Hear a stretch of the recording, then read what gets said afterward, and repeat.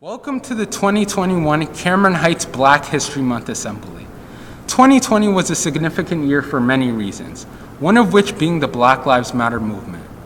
From peaceful protests to initiatives within our school board, there has been an increased focus on confronting anti-Black racism here in our community as well as in our country and in the world.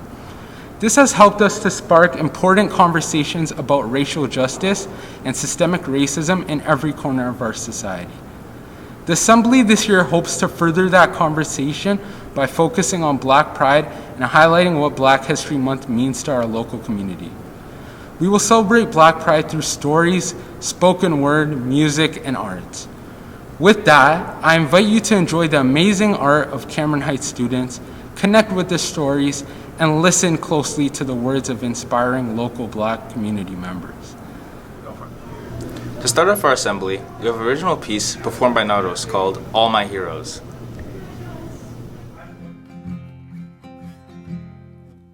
Oh, and he walks down the street, target on his back, he finds it harder to breathe.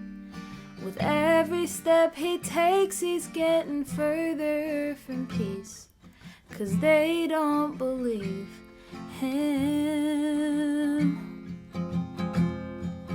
Oh, and she watches TV.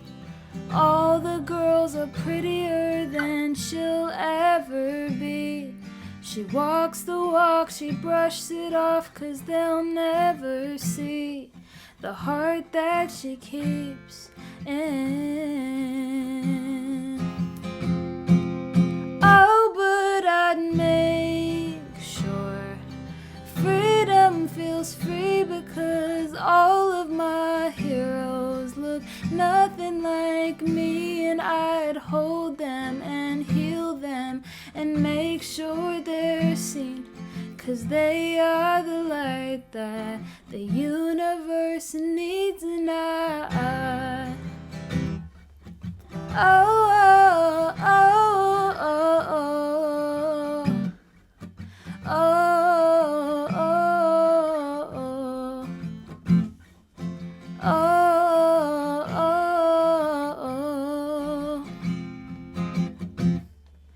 oh, and they're watching the news.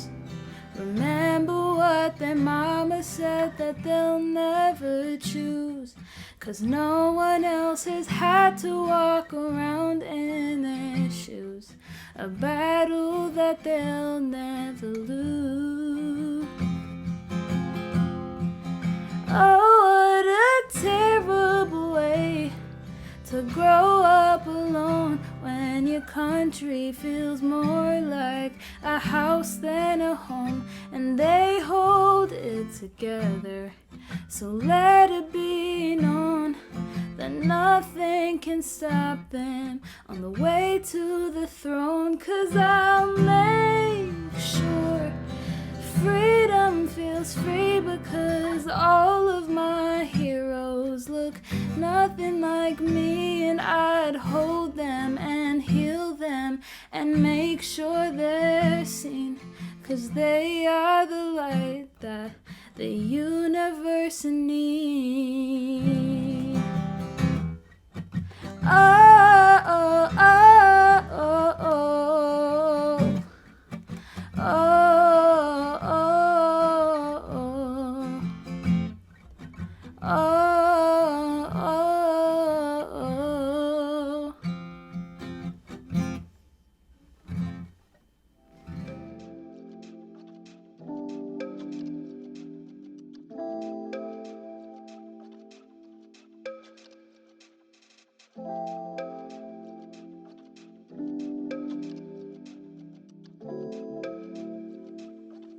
Hello, my name is Nick, and all my life I've been asked, what am I? I never really knew how to answer that question.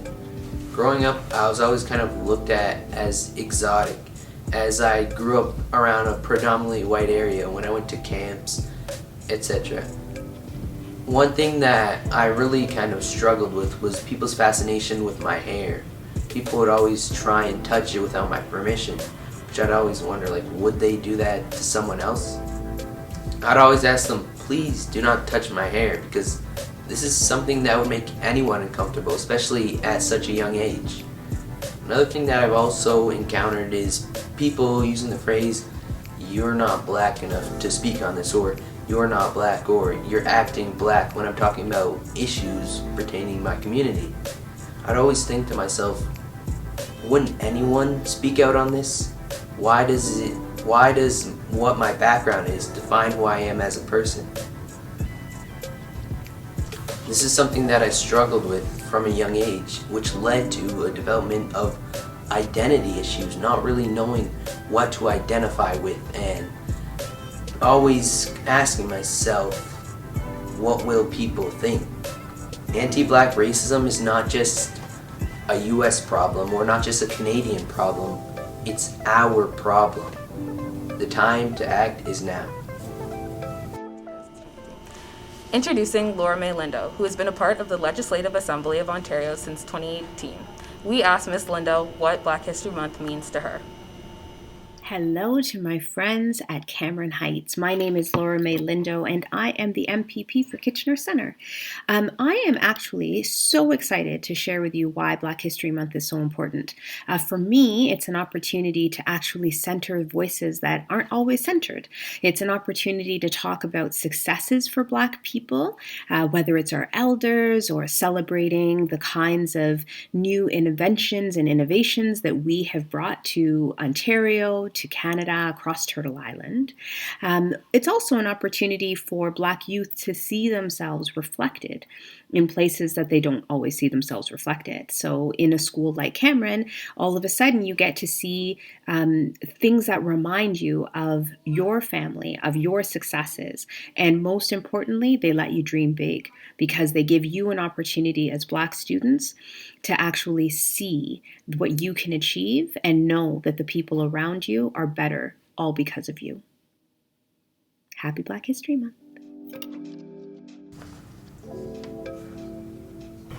My name is Nafiso, and being born and raised here as a visible minority, the dreaded questions have always been, where are you actually from? Or were you born here?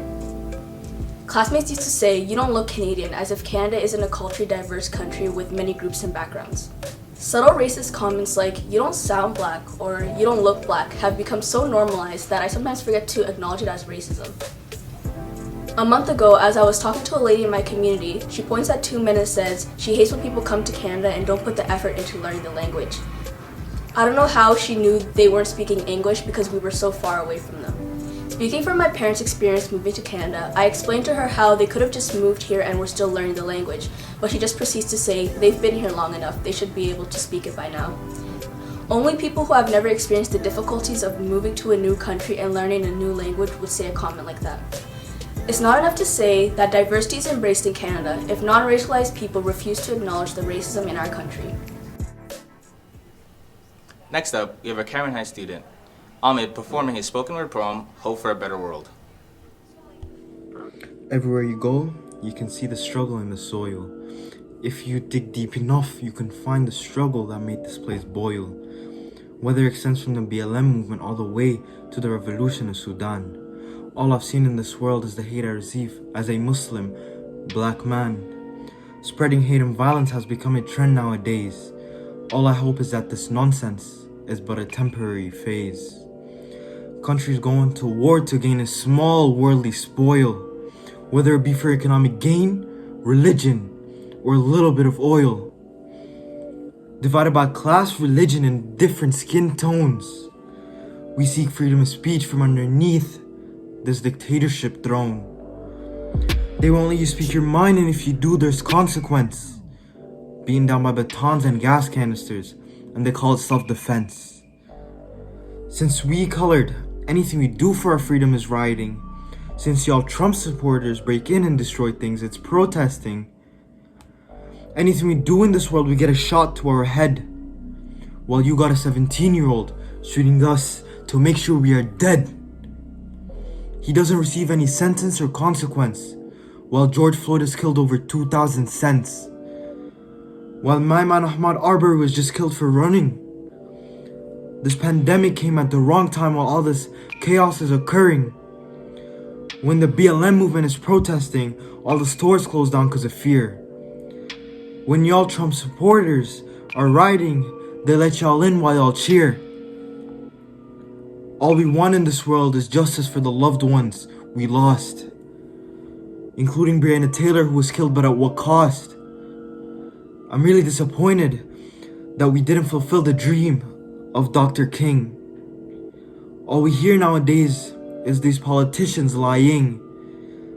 I still have faith in the youth and upcoming generations of this world. All we need to do now is speak up and take action and make sure we are heard. I beseech my peers to ensure our cause is known. We all have to take care of this earth and make it our own home. I see a future where we can speak our minds. I see a future where we can shine as a united mankind. I see a future where we have unity and trust. I see a future where change and improvement is a must. We gotta stick together to make sure our voices are heard. We gotta improve ourselves and keep on moving forward. Rest in peace to everyone killed for no reason. We can't stop now, we're so close to our winning season. A bit of effort on our goals in sight. All that is needed now is wisdom and insight. They're not just words, it's our hope. Introducing Maria Smelly, who is one of the first Black educators in the WRDSB. We asked Ms. Smelly what Black History Month means to her. Hello, my name is Marcia Smelly, and I am a resident of Kitchener here in Waterloo Region, and I've been asked to talk about what Black History Month means to me. And I think before I start, I think I need to say that Black History Month, actually it was Black History Week, came about in 1926. And the person who created it, his name was Carter Woodson, and he was a US person. And he felt very strongly about the Black Americans knowing their history and being given an opportunity to celebrate that. So it came about, as I said, 1926. It wasn't until 1976 that the Black History Month was designated.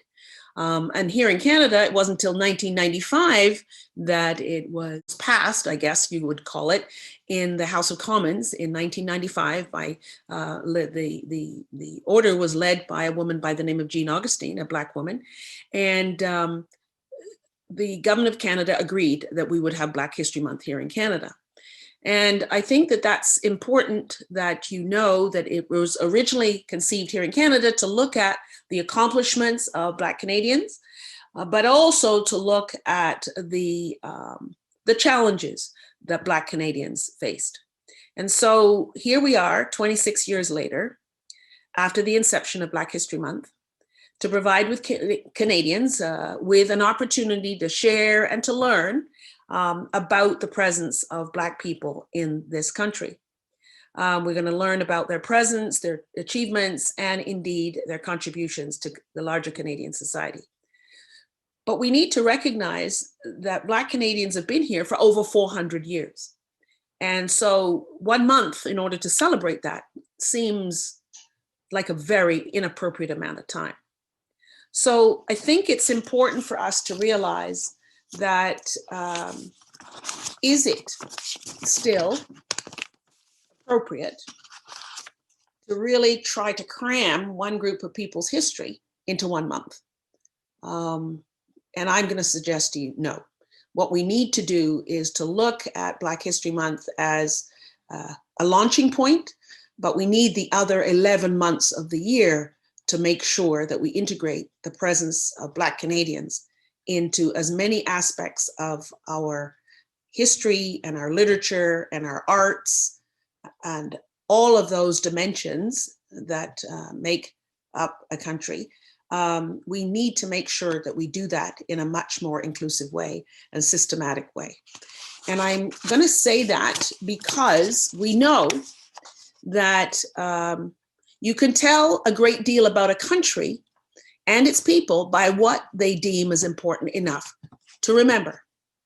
So if we don't choose, we have not figured out a way to make sure that that happens for Black Canadian history.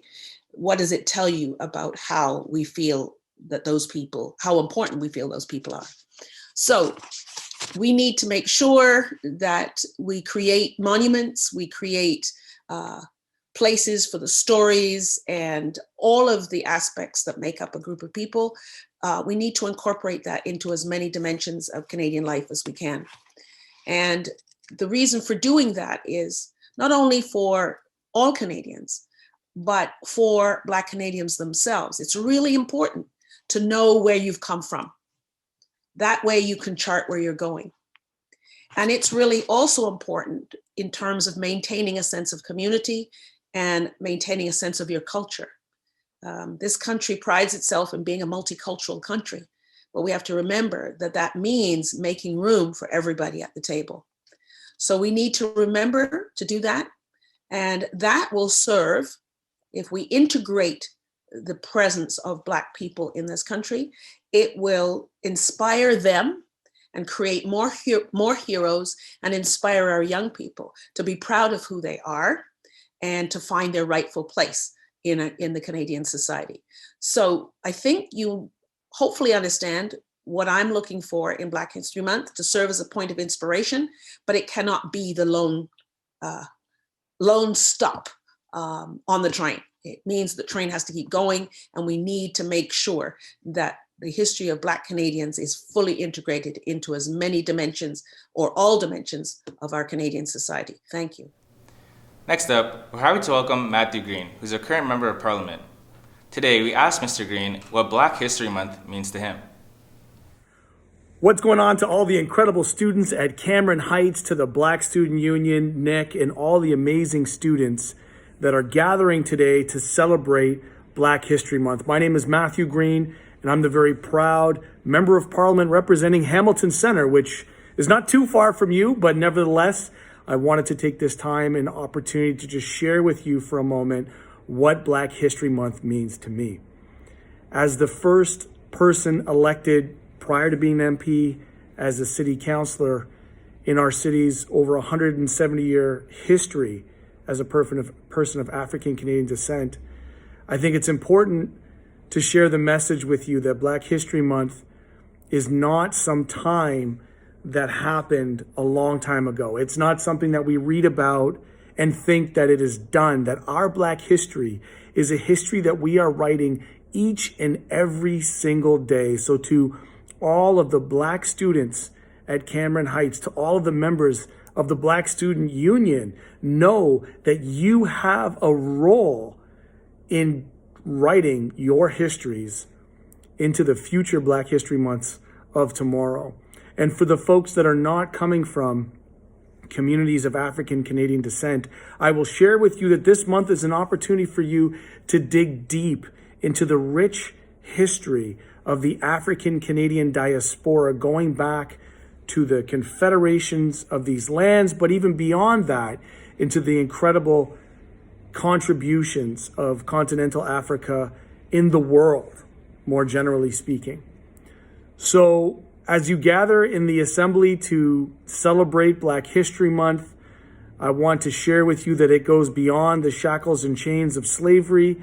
It goes into the everyday contributions of Black Canadians, that Black history is Canadian history and Canadian history is Black history. So let's make sure that we have a chance to gather and celebrate and lift up the Black excellence that remains here in this country.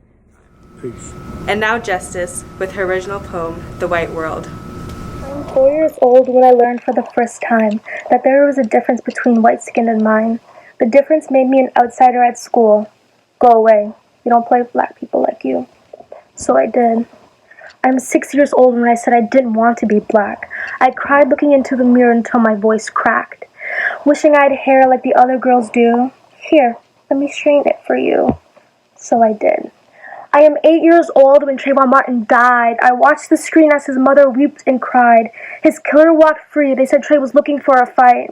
Remember, Black kids, keep your hood down at night. So I did. I am 13 years old when my brain understood that society will demonize me as long as they could. But just because the white world teaches us to hate doesn't mean we all must participate. So I did it.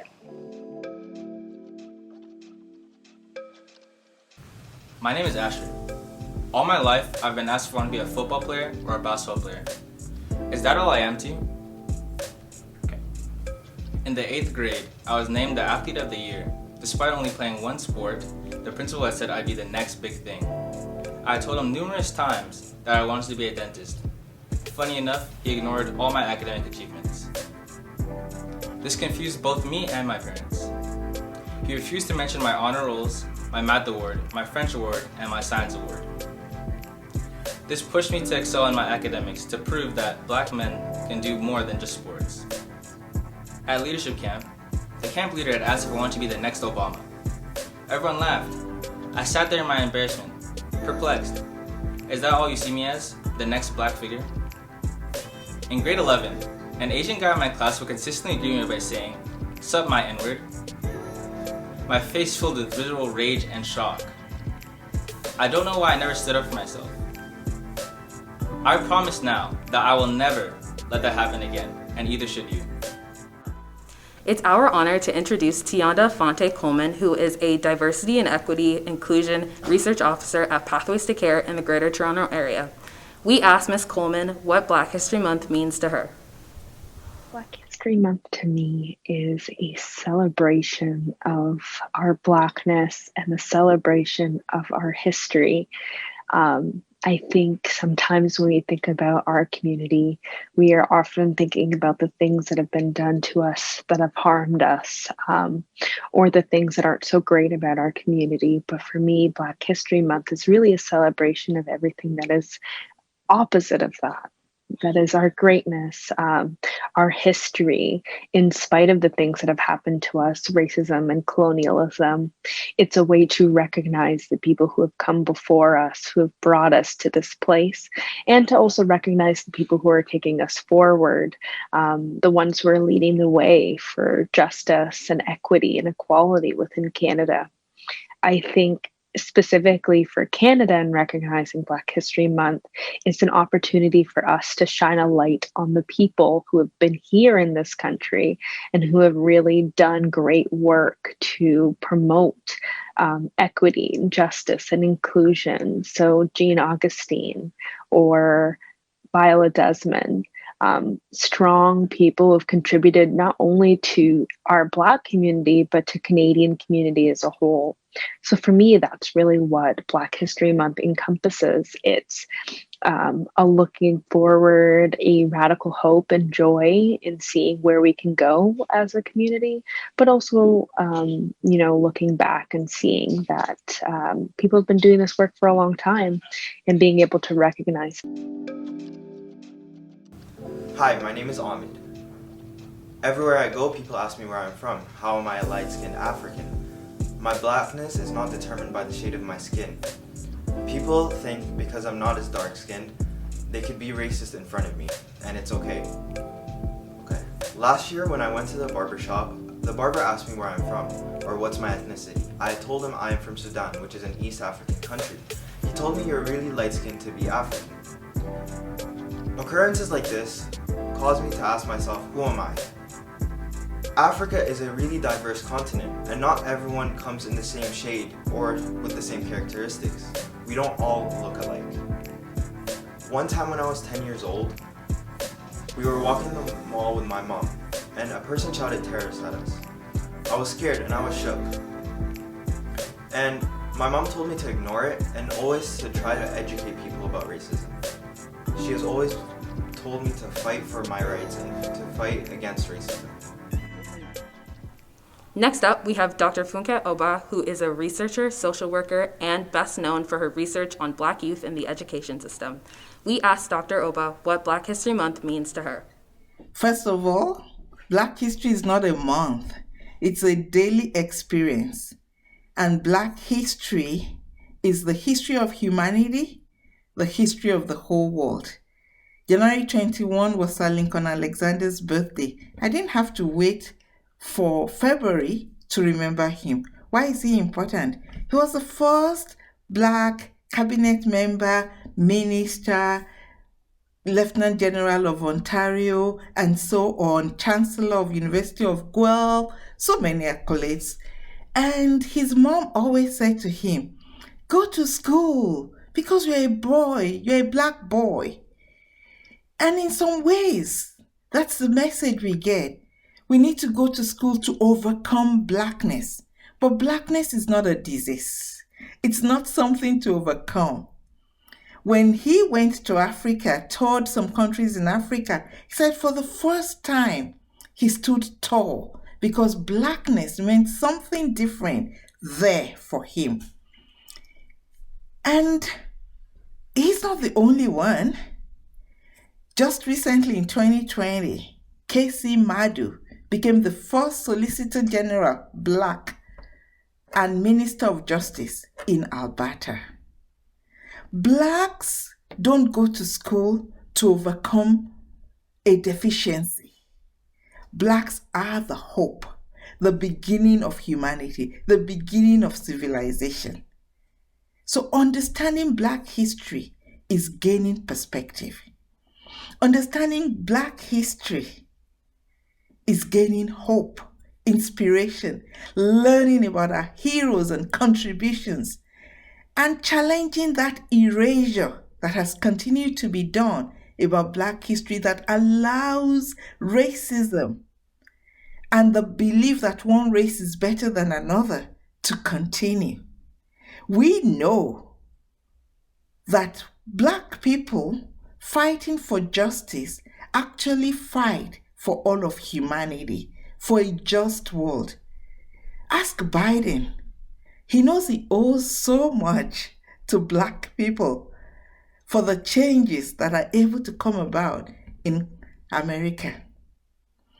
And for those who choose not to remember, to recognize it, ask the first roommate that Michelle Obama had in Princeton, I believe, who got herself moved away because she didn't want to room with a Black person. All the things that Black people have fought for, very often, we are the last to even benefit from it.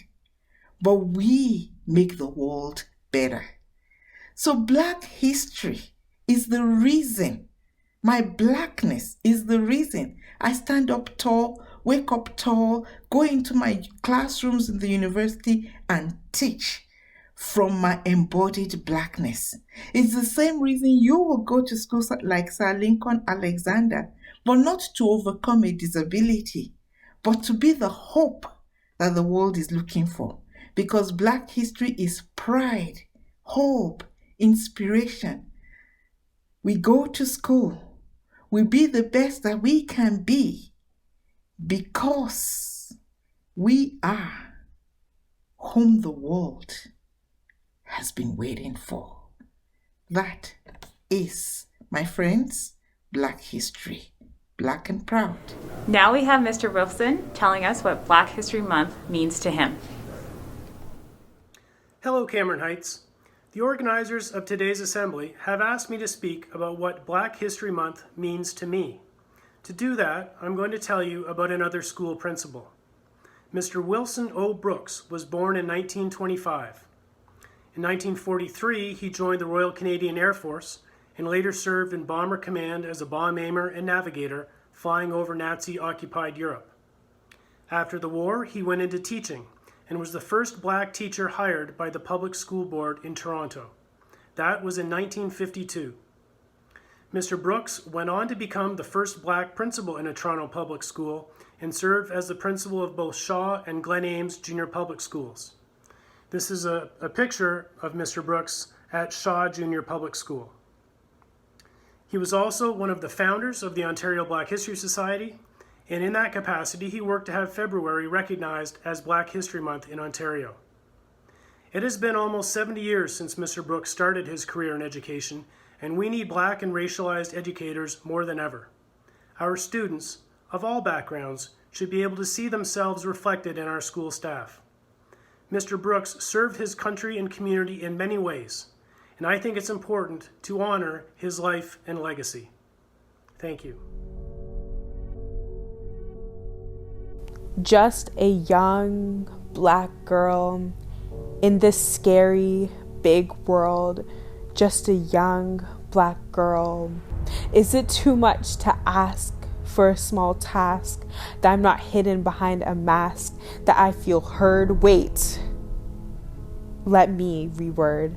I am a young black girl in this cruel and heartless world. I am afraid every single day for my brothers and my sisters and my community.